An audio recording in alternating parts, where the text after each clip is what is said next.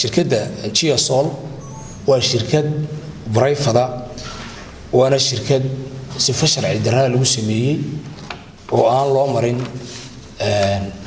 xeerkii iyo nidaamka ahayd in lagu dhiso waana shirkad macaashdoon oo ay shuraaka ku yihiin maayarka iyo toddobaadna oo qurba jooga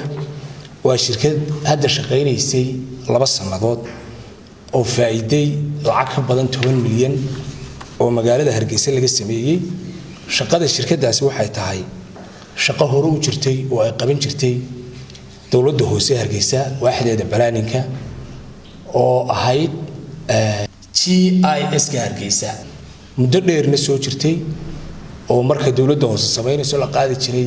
lacag shilin Soomaaliland oo 100,000 gaarin oo cashuur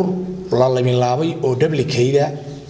oo dhanna ay ka qaadayso shirkadda Geosol dhanna ay ka qaadayso dawladda hoose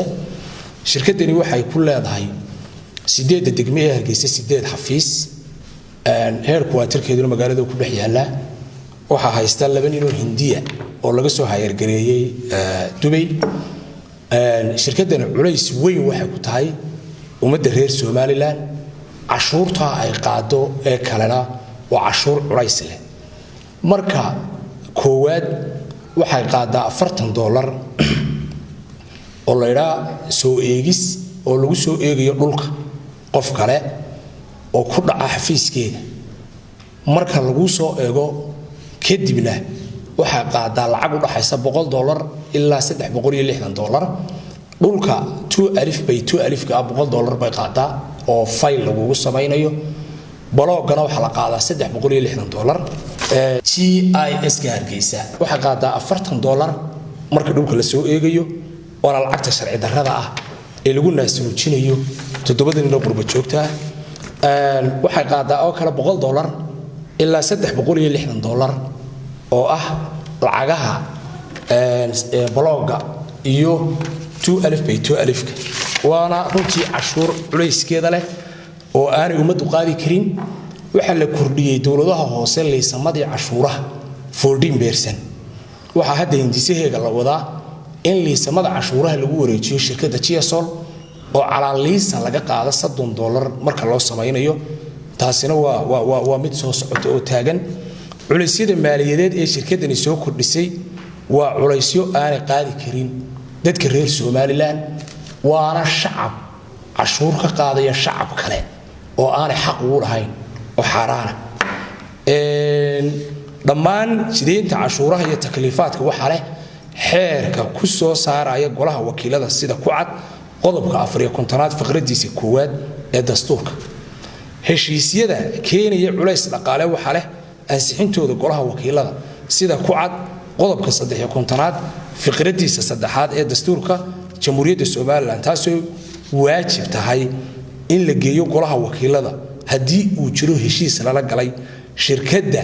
macaashka cashuuraha iyo takliifaadka aan sharciga ahayn ee xeer jideynin ma bixinayaan ummadda Soomaaliland waxaan ugu baaqaynaa shacabka maadaama lacagta culayska leh aanu jideynin sharci iyo xeer iyo gole inay xaraanta waxaan ugu baaqaynaa cid kasta oo waajib ka leh oo golaha wakiilada iyo hay'adaha kale sharciga in loo yeelo oo la baaraha hay'adda oo dhadgeliyo maayarka iyo gudida fulinta in la weydiiyo su'aasha shirkadda qabata shaqadii ay dawladda hoose hore u qaban jirtay in la weydiiyo oo ay tahay su'aal meesha taala dawladda hoose cashuur bay qaadaa adeegyada loogu talagalay adeegyada fulinaysa hadii la private gareeyo xashiishkii GIS iyo dhammaan waxa weey shaqada qaban lahayd oo aanay iyadu qaban kareynin de sabab cashuur umadu u bixisa garan mayno dawladda hoose markii hore bulshadu adeegyadii ahayd inay qabato umay qabaneen waana ku fashilayd waxaan cod dheer ku sheegaynaa in shirkadda aanu soo bandhignay ee samaysa adeega GIS oo hore uga jiray dawladda hoose Hargeysa inaanay sharci ahayn inaan gol la horgeyn cashuuraha ay qaadayaan inay yihiin shacab cashuur ka qaadaya shacab kale oo aan sinaba loo aqbali karin waxaanu soo jeedinaynaa markii hore wala la jara habaabiyo umada xarika jirkeedii shirkadda waa kan madaxweyne ku-xigeenka jooga waana shirkadda aad arkaysaan adeegan ay qabanaysan oo adeeg jiray waxay soo kordhisay ma cashuurtay qaadaysaa shirkaddanina waa cashuur culays umada ku ah oo sina loo aqbali karin waana shirkad profitable oo cashuur am caashtoora oo ay samaysteen cid gaari oo u aragno in lagu naasnuujinayo ciidana gaar laga leeyahay wala mahadsantii